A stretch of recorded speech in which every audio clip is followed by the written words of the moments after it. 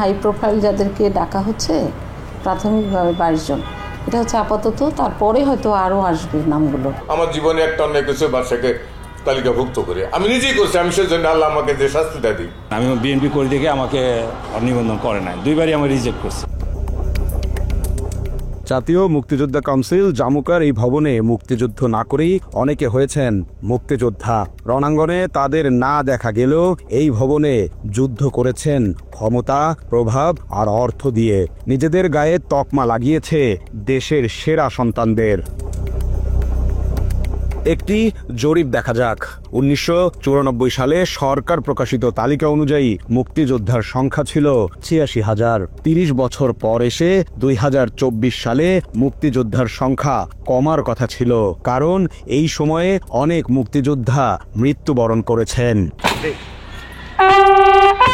তবে দেখা গেল উল্টো, 2024 সালে এসে সেই সংখ্যা দাঁড়িয়েছে 2,08,050 জনে।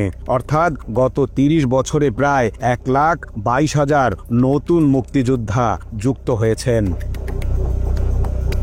এরই মধ্যে প্রায় 90,000 জনকে ভুয়া মুক্তিযোদ্ধা হিসেবে চিহ্নিত করেছে মুক্তিযুদ্ধ মন্ত্রণালয়। আর এসব ভুয়া মুক্তিযোদ্ধার পেছনে সরকারের বাৎসরিক খরচ 2,400 কোটি টাকা।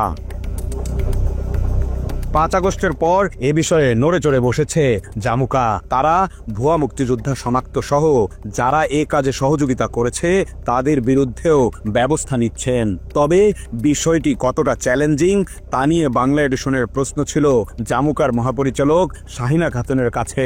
সারা দেশব্যাপী ধরেন ভুয়া মুক্তিযোদ্ধা আছে, 64টা জেলাতে আছে। এখন এদেরকে বাঁচায় বা বেছে বের করে তারপরে এদের সনদ বা গেজেট বাতিল করা, এটা একটা কঠিন কাজ। এটার প্রাথমিক পদক্ষেপ হিসেবে যেটা হয়েছে, অধ্যাদেশ জারি হয়েছে। তিনি আরো বলেন, ভুয়া মুক্তিযোদ্ধা শনাক্ত করতে জেলায় জেলায় কাজ চলছে। এর ধারাবাহিকতায় 22 ভিআইপি মুক্তিযোদ্ধার যাবতীয় তথ্য প্রমাণ সহ আগামী 7 জুলাই জামুকায় হাজির থাকতে বলা হয়েছে। এটা হচ্ছে হাই প্রোফাইল যাদেরকে ডাকা হচ্ছে প্রাথমিকভাবে 22 জন, এটা হচ্ছে আপাতত, তারপরে হয়তো আরও আসবে নামগুলো, আরও আসবে।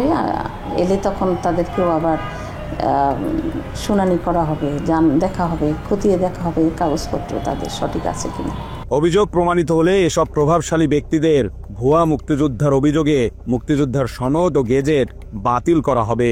মুক্তিযোদ্ধার সনদ ও গেজেট সংক্রান্ত নথিপত্র তদন্তের তালিকায় আছেন শেখ হাসিনা সরকারের সাবেক মুক্তিযুদ্ধ বিষয়ক মন্ত্রী আকম মোজাম্মেল হক, সাবেক নৌ পরিবহন মন্ত্রী শাহজাহান খান, সাবেক মৎস্য প্রাণী সম্পদ মন্ত্রী সম রেজাউল করিম, সাবেক আইনমন্ত্রী অ্যাডভোকেট আব্দুল মতিন খসরু, সাবেক বাণিজ্য মন্ত্রী কর্নেল ফারুক খান ও টিপু মুন্সি, সাবেক সমাজ কল্যাণ প্রতিমন্ত্রী ডক্টর মোজাম্মেল হোসেন এবং বিচারপতি, সেনা ও পুলিশ কর্মকর্তা সহ 22 বিশিষ্ট ব্যক্তি।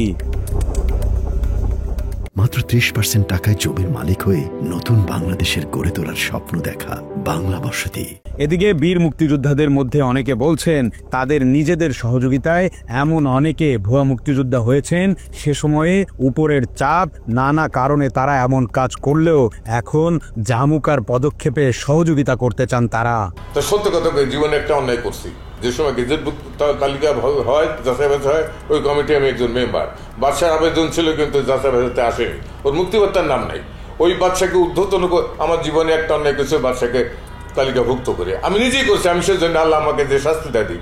মুক্তিযুদ্ধ হতে জামুকায় এখনো অনেকে ঘুরছেন, তবে এত বছর পর কেন এমন প্রশ্নের জবাবে আসে ভিন্ন কথা। আমিও নিবন্ধন হই নাই, আমি 2বার গেছি, আমাকে করে না। আমি বিএনপি করে দেখে আমাকে নিবন্ধন করে নাই, 2বারই আমি রিজেক্ট করছি। গেজেট আসছে, কিন্তু আমার স্থানীয় রাজনীতির বৈষম্যের কারণে এই যে আমার বাবার সিরিয়াল মোহাম্মদ হেলাল উদ্দিন, পিতা সাইদুর রহমান, গ্রাম বিটিপাড়া, এটা হলো 2004 সালে না 5 সালের তালিকা। আবার একটা তালিকা আছে। এখন সমস্যাটা কি? এখন সমস্যা, তালিকায় আবেদন নিচ্ছে না। আওয়ামী লীগ সরকারের 15 বছরে নতুন নতুন তালিকায় মুক্তিযোদ্ধার সংখ্যা অনেক বেড়েছে। এর আগে মুক্তিযুদ্ধের সময় নির্ধারিত বয়সের 12 বছর 6 মাস কম হওয়ার কারণে 2111 জনের সনদ বাতিল করা হয়েছে। জামুকা মহাপরিচালক বলছেন অর্ধেকের বেশি ভুয়া মুক্তিযোদ্ধা থাকতে পারে এখানে। একটা জাতীয় তালিকা হয়েছিল, সেখানে 86,000 ছিল। ধরেন আরও যদি দেশের মধ্যে যারা ট্রেনিং ছাড়াও কিছু মুক্তিযোদ্ধা ছিল, এরকম সব কিছু মিলিয়েও লাখখানেকের উপরে বা কিছু এই টাইপের হতে পারে, কিন্তু তাহলে তো হিউজ বাদ যাওয়ার কথা।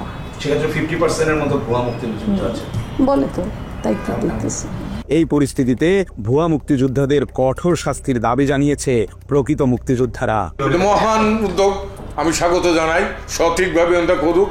আর যদি দু একজনকে যারা ইন্টেনশনাল ওই আমলে, ওই সরকারের আমলে, ওই সংসদ টাকার জন্য হোক, দুর্নীতির কারণ হোক, হিংসার প্রত্যবচী হোক, যেগুলি করা হয়েছে এগুলোকে বাদ দিছে যারা, ওইটাকে পুনর্বহাল করাও। আওয়ামী লীগ শাসনামলে ৩,৯26 জনের গেজেট বাতিল করেছে জামুকা। এবারের তালিকা হবে আরো দীর্ঘ। জামুকা বলছে দেশে প্রায় 1,22,000-এর মতো ভুয়া মুক্তিযোদ্ধা রয়েছে, যারা বিভিন্ন সময়ে ক্ষমতা এবং প্রভাব খাটিয়ে তাদের সনদ নিয়েছে সুবিধা।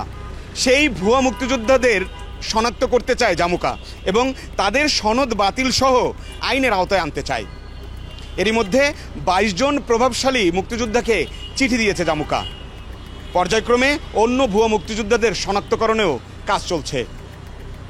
প্রকৃত মুক্তিযোদ্ধারা বলছে এমন ভুয়া মুক্তিযোদ্ধাদের শনাক্ত করা হলে তারাও ফেলতে পারবে স্বস্তির নিঃশ্বাস। মৃদুল ইসলাম, বাংলা এডিশন, ঢাকা।